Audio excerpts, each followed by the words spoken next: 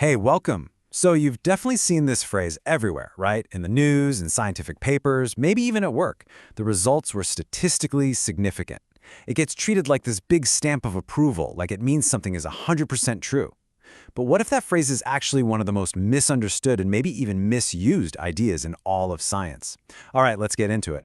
So let's just start with that big question. When you see that phrase, what does it actually make you think? Does it mean the finding is a huge deal, that it's been proven beyond a doubt, that it's going to have some big real-world impact? Yeah, for most of us, that's exactly what it sounds like. But the real story is, well, it's a lot messier. You see, for the better part of a century, the world of science has been obsessed with this one little piece of math, p-value less than 0.05.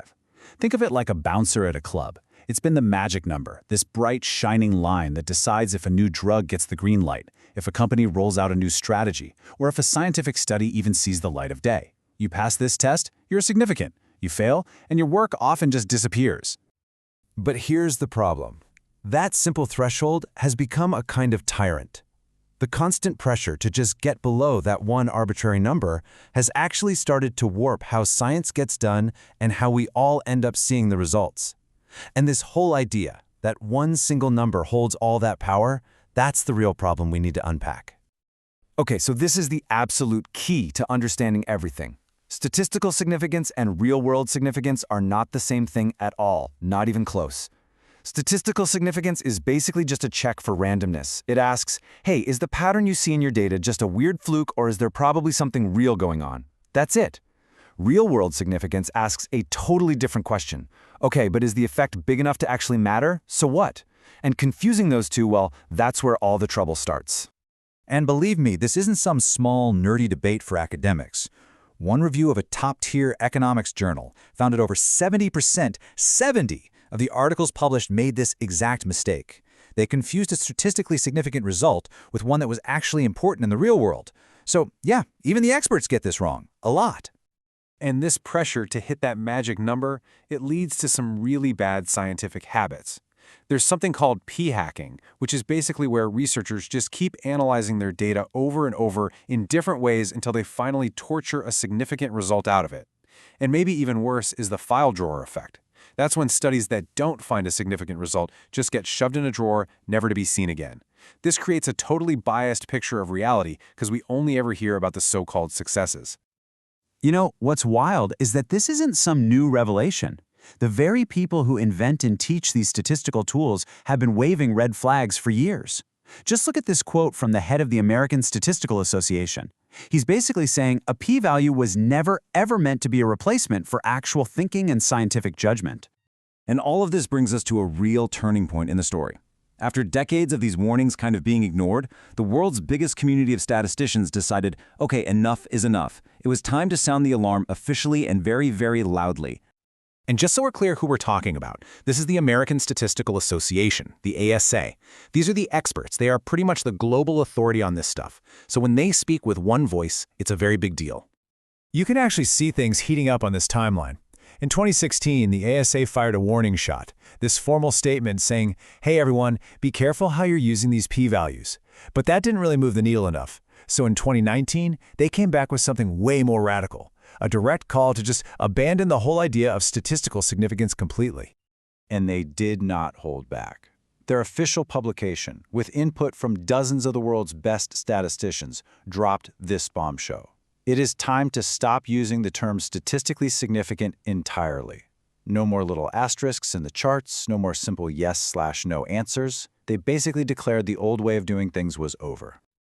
Okay, so if we're supposed to ditch a concept that has dominated science for almost 100 years, what do we replace it with?